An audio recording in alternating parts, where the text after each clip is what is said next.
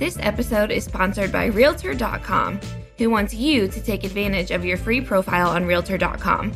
By claiming and completing your free profile, adding a photo, and all of the information that puts you head and shoulders above the competition, you're on your way to receiving free leads, helping search engines find you, and staying top of mind with past clients.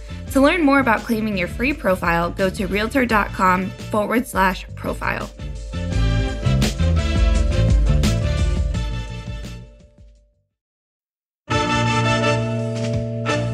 Welcome to the Real View podcast, where Ohio Realtors connect you to innovators and influencers, keeping you with the real view of real estate.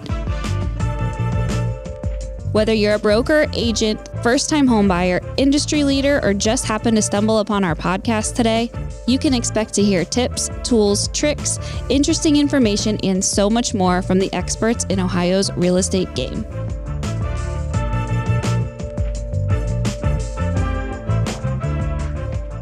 Hi, everyone. I'm Veronica Cardello, Vice President of External Engagement, and your host today of The Real View. I'm excited to be joining you with our Chair of Local Government Forum, Jason Kunkel, to discuss Ohio Realtors Convention and our Local Government Forum speaker, who will be weighing in on the future of housing. Hello, everybody, and thank you, Veronica. Our special guest today is Ileana Schinder, the author of Housing for Humans, a book to imagine, create, and design a new housing model in America. Thank you for joining us, Ileana. Hi, Jason. Hi, Veronica. Thank you for having me. It's a pleasure to discuss how we can live differently in the houses we already have. Our pleasure to have you. And before we jump into our questions, I thought maybe we could open this up with giving you an opportunity to discuss for the listeners a brief history of what inspired you to become an architect. I would love to share that architecture has never been like a super career calling, but I've always enjoyed playing with Legos, and I've always enjoyed spatial games, playing with blankets and chairs and making tents. But career-wise, I was always surrounded by architects, engineers. My dad's an engineer. My uncle was an architect. And architecture and construction was kind of a natural career to follow. I never felt conditioned to do it, and I always enjoyed doing it. And in high school, I had a workshop once about architecture, and I enrolled, and I really enjoyed the dynamic. And that's when I decided to enroll in architecture for college. So there's no like epic story, but something of a slow realization. It's something I could enjoy and I could make a career out of.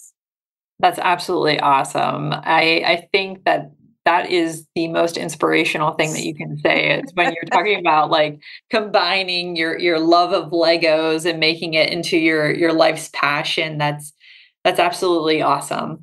So, Ileana, I want to start with a softball question for our audience. I know that there's been a lot of talk about ADUs, and we have just as many acronyms as the federal government.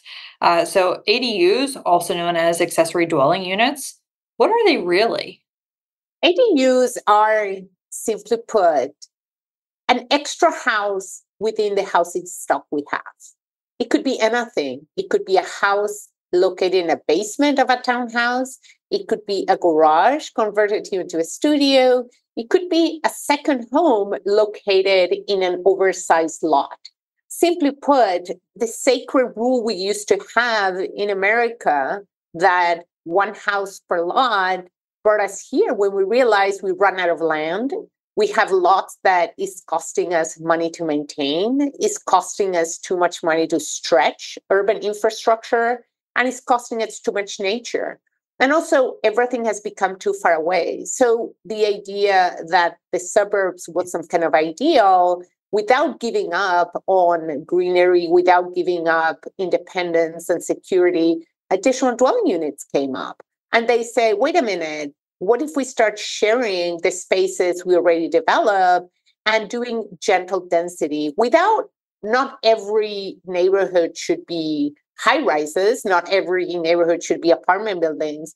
But if we have space to house cars and boats and dry cans of paint, why can't those buildings also house people? And that is what an initial dwelling is a secondary house in a lot that already exists. Thank you for that. And you hint in there about, I guess, the lack of inventory and the need for more housing spaces that we have, both for environmental impact that gives, just what's necessary for land usage within a defined space. So, we've recently seen some adoption of that in local governments, Cincinnati being the most recent example here in Ohio. And just kind of curious if you've seen an increase in local governments around the country adopting ADU policies, and if you think that that's some kind of wave of the future. Yes, I'll start by answering your last question. Yes, additional dwelling units are, in a way, one of the most prominent housing typologies for the future, and for several reasons. One of them is financial. It is cheaper for cities and it's cheaper for homeowners to develop property that they already service by infrastructure. For a city, it's easier to allow homeowners to develop their garage into a house than to develop a similar house in the outskirts of town. Because you need to bring infrastructure, you need to provide schools, you need to provide healthcare, security. So in a way, cities are realizing that increasing density by a small margin in neighborhoods is not as detrimental as the word density used to be way back when everybody related density to these like super high 40-story towers. Now they're realizing, wait a minute, adding 10% of the population to a neighborhood we already have with housing types that are different than those that are existing is actually a positive contribution because it brings a different people from different incomes, from different ages. The idea of additional dwelling units is that in a neighborhood, for example, of $1 million homes, you can develop studios, 1 and 2 bedroom houses in the back of those houses for those that want to live there can access services, public spaces, and mix up the population a little bit more. And that has a lot of positive things because now public schools can get better population, libraries, parks, everything gets used differently, right? Where you had a neighborhood where the majority is, say, families, typical families with children, if you start developing additional dwelling units, you will bring in people of other ages, maybe with no children. And then those people start using the existing neighborhood in different ways at different times and improving the life of that neighborhood. From a regulatory standpoint, what changes or support would you like to see from state and local governments to facilitate the growth of more ADU policies? Are there any current policies that you believe are hindering the ability to incorporate ADUs in general into a local community? So zoning is tricky in the US because it's extremely local, right? So I would have to, with a magnifying glass, and look at every street and every neighborhood, even within a city. The policies for ADUs are very different. Even in Washington, D.C., where it's very permissive when it comes to secondary dwellings on existing lots, there are some neighborhoods that said, no, you can't do it here. You have to go and request an exemption. So it is very difficult to make a blanket statement and say, well, this particular city is a yes. Also, that hinders what the government at a state level, what they can do, because state governments don't have the power to overrule, in general, zoning jurisdictions at a local level. Could be good, could be bad. We could debate that on another call. But what I see that has evolved significantly is removing certain conditions for additional dwelling units that slows down and maybe prevents these ADUs from happening. Don't forget that an ADU is a real investment. It's a significant investment that affects the value of your private property, that conditions, your line of credit, that conditions your living conditions, because you end up sharing a portion of your property, your backyard, So it's not a decision that homeowners take lightly. But a lot of rules promote the development of those, like the value of homes and the sizes of families. That kind of stuff are promoters of additional dwelling units. Houses are oversized, can be subdivided to be shared with others, right? What I find that discourages the development of ADUs, the number one that I find is arcane rules. and obscure rules, not knowing which way to run. The more honest, the more open the process is, the more people are curious and encouraged to develop. Because I'm very experienced in Washington, D.C., I'm very familiar with the process. Local architects everywhere are extremely familiar with the process, but also the rules have to be clear. They cannot be subjective. Even if you're going to develop an ADU in your property, you have to know even before you start, if you're not going to comply with the rules, how to work with those rules that you're bending. Again, exemption, variances, and things like that. And that also implies that you have to know before you start what are the costs of developing them, not just the construction, but the paperwork. Some jurisdictions penalize ADUs by attaching water fees and development fees and things like that, as if, Mrs. and Mr. Jones, that they've lived all their community by turning their garage in an ADU as if they're like the developer down the street. No, they're creating a studio. So they shouldn't be punished with unreasonable fees. So those have to do with like the soft costs, the things that make or break the returning investment. That going back, that it's a huge investment for people to do. So we can't take that lightly. Another thing that discourages is obscure zoning rules, such as, you need to provide this much or that much parking. Well, sometimes you don't have the space, or sometimes it's not required. In the low density neighborhoods, parking is not an issue. Or other things like, you can't have more than this many square feet. And sometimes those square feet are so tight that you can't develop that. So the zoning, like we said, the soft rules, such as like how to get to the project, are discouraging sometimes, all the unknowns. And then the physical rules that will condition the building you can have. Parking is one of them because it affects area, size, height. It will affect who can use it. Say, if you have a person that uses a wheelchair, heavy limitations on the size of the building and accessibility and parking requirements will create too many physical barriers because you don't have the space if you use a wheelchair, right? That's the case, for example, the by right maximum square footage that you can do in DC. If you use a wheelchair, it's extremely hard to make an accessible building respecting every zoning rule.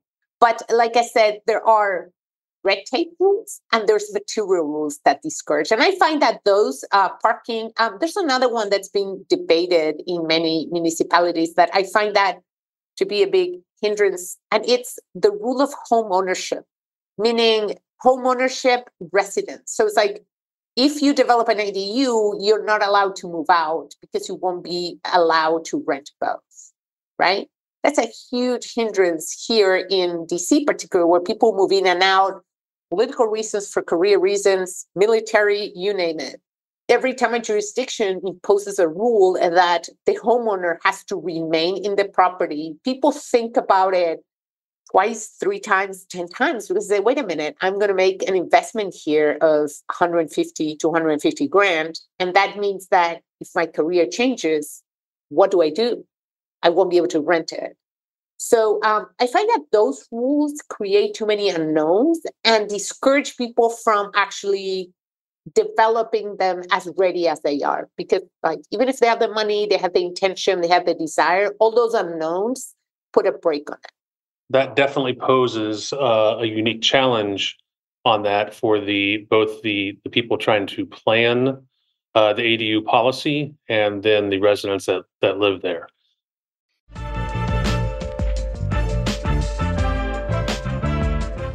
This episode of The Real View is brought to you by the Ohio Association of Community Colleges.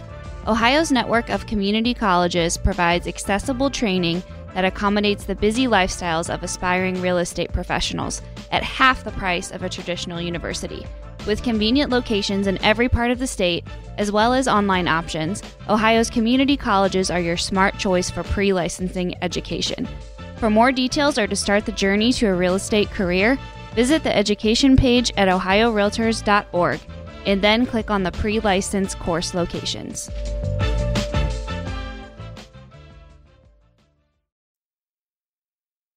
I have a question that kind of touches base on, you mentioned the positives of what this does in terms of helping with the low inventory. And you also mentioned some of the barriers that we have in terms of policies that are out there. What about the barriers of getting the word out to residents? I've noticed that when Cincinnati was planning their policy and we were looking at other cities that implemented ADUs, one of the questions that consistently came up is the adoption rate. How quickly were people adopting the new policy to build these ADUs? And it seemed like there was a pattern where the first couple years of ADU policy being in effect, you have almost zero adoption, very low rates. And then it kind of ramps up after that. What is something that could be done, maybe by folks in our industry, to help improve the adoption rate of ADUs so that when policy does get enacted, it can be put to use more quickly? I'm going to have a positive view on your question. I think that if the development of ADUs ramped up within 5 years of the policy having changed, is excellent. Because if you actually think about what it takes for somebody to evaluate their financial positions, engage an architect, and then build it. So it's like what you see built, actually, it took from the homeowner position at least a year to actually, from what you see from when it started.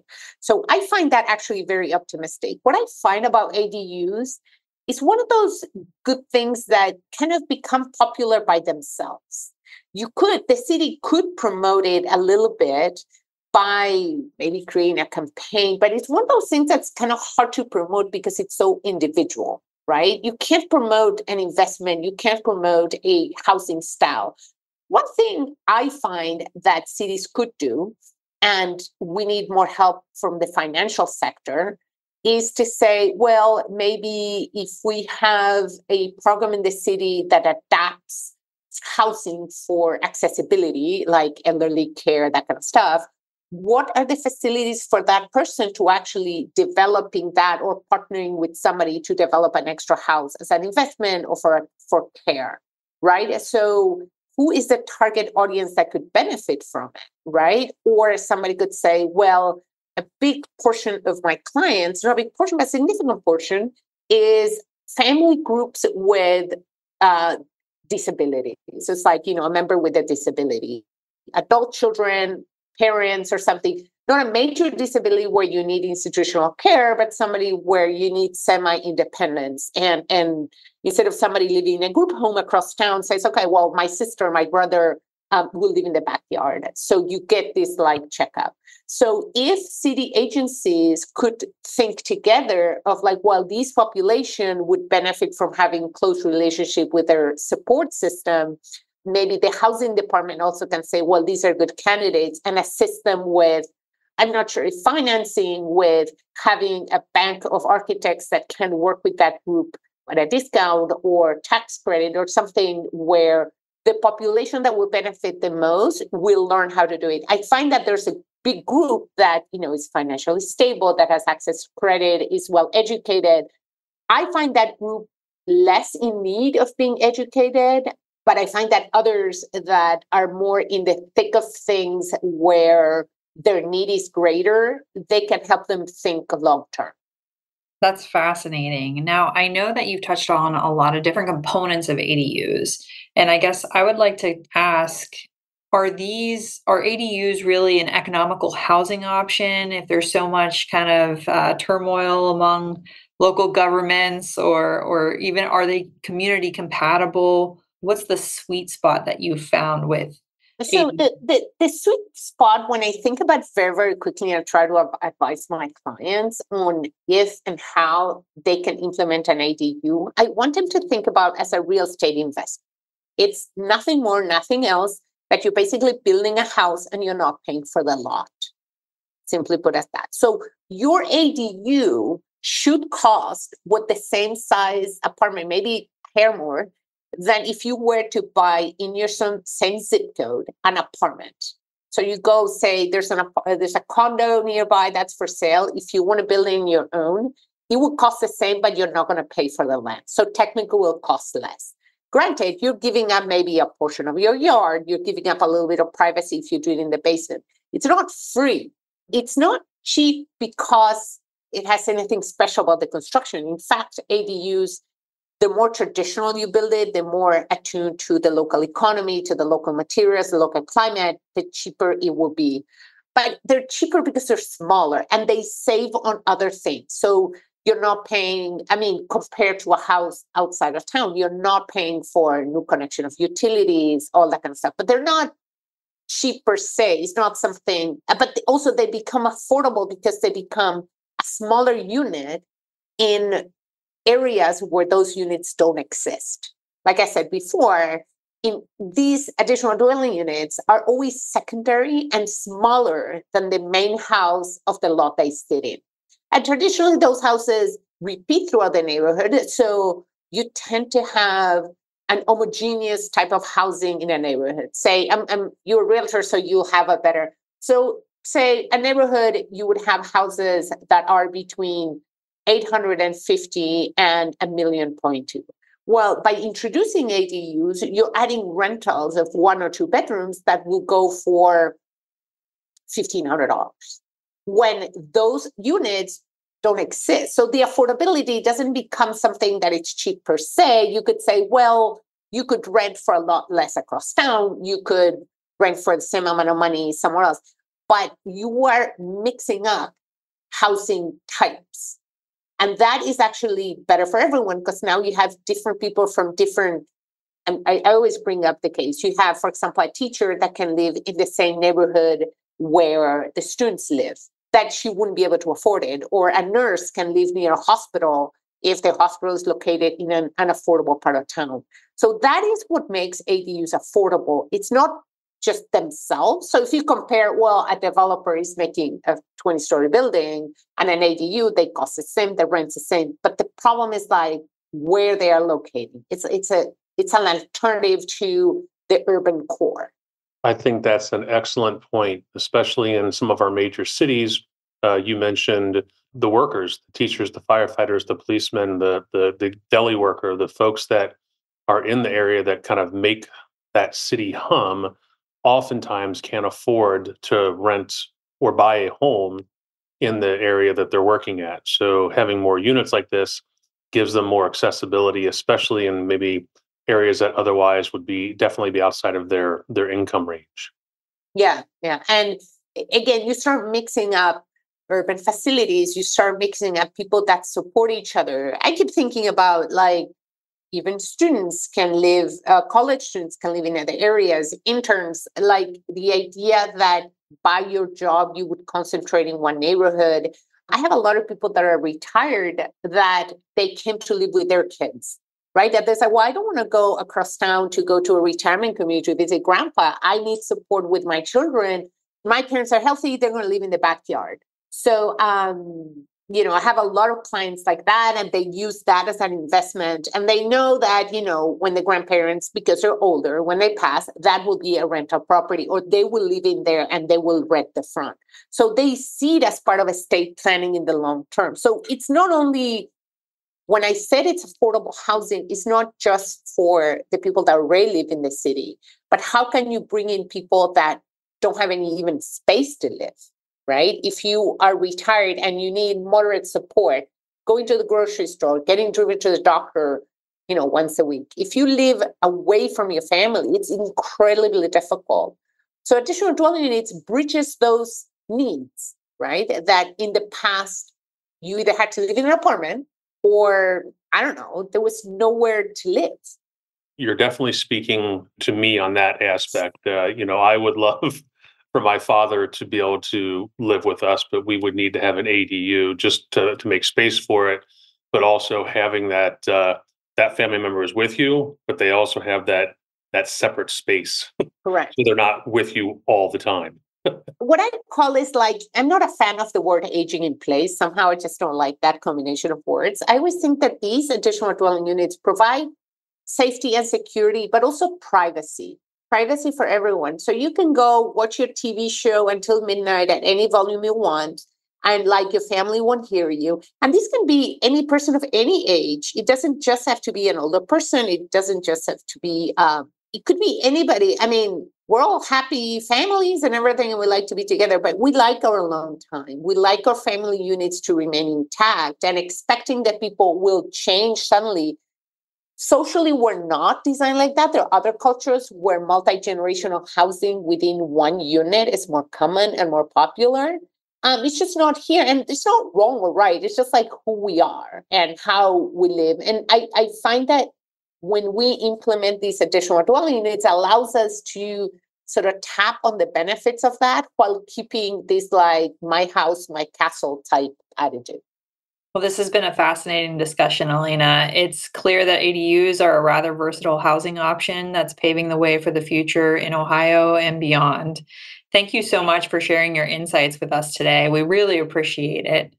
Thank you for having me. And I always welcome more questions and challenges of ideas. And I'm really happy to see that these additional dwelling units are not a niche market anymore. Everybody knows who they are. They call it different ways. They call it granny flats. They call it casitas.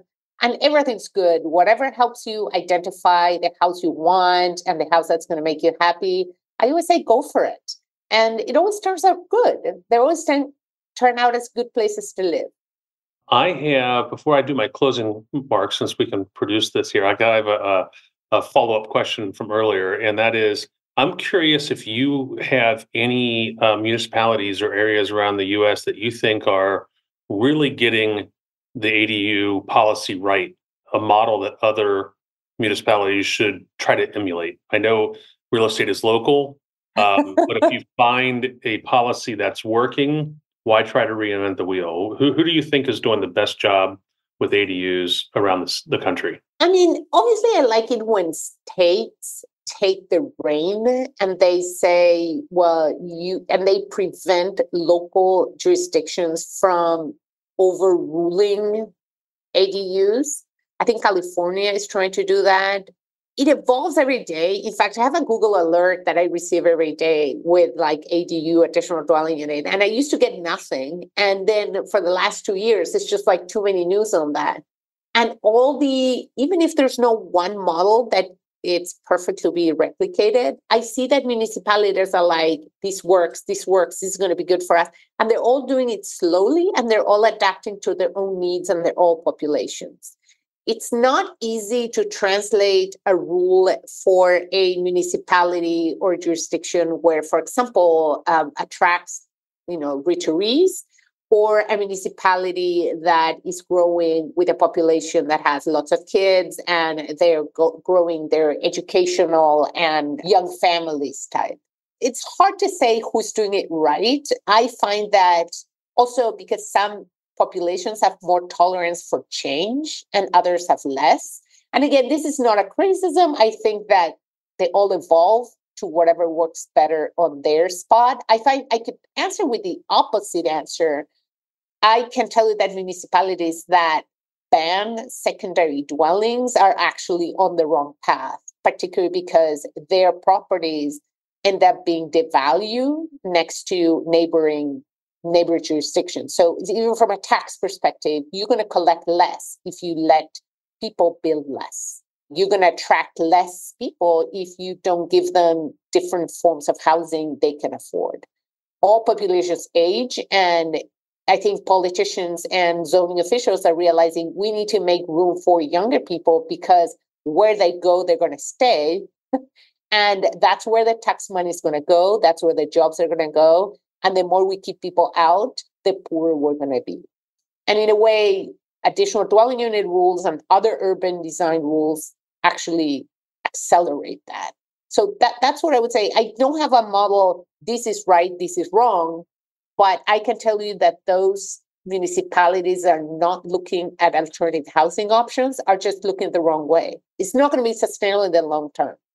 Well, I think you did kind of answer it there because it seems like there is no magic bullet, but so long as a municipality is looking into creating a policy and they're giving consideration to what the needs are of their particular area, then they're doing it the right way. Correct. And fortunately, urban designers are very well educated, very well formed to analyze and look at every jurisdiction and communicate clearly to the population. And it's a long-term plan. It's not something you can flick a switch and say, yes, you're allowed, no, you're not allowed. Because even from neighborhood to neighborhood is different. So even if I'm a big promoter of this housing type, I just don't think that they work the same way everywhere. So people are getting away from a lot of fears. It's like, oh my God, overpopulation of schools, parking issues, losing greenery. And the more people develop ADUs, the more they see that actually those fears do not become reality. That process is a little slower than I'd like. But again, I guess that my timelines are different from like urban designer timelines. I get that. Thank you for answering our questions. This has been a fascinating discussion, Ileana. It's clear that ADUs have a rather versatile housing option, paving the way for future construction of Ohio and beyond. Thank you so much for sharing your insights with us today. And thank you to our listeners for tuning in. If you're as excited as we are about the future of housing, be sure to stay connected with us for more episodes. Ileana will be coming to Columbus to be our keynote speaker for the local government forum at the Ohio Realtors Annual Convention this September 9 through 11. And we cannot wait to see you there. Until next time. Thank you for listening to The Real View. That wraps up today's episode. You can keep up with the latest on the podcast at ohiorealtors.org/therealview and on Apple or Google Podcasts, Spotify, or wherever you listen. Have questions, comments, or suggestions? We want to hear from you. Email us at podcast@ohiorealtors.org. We'll see you next time.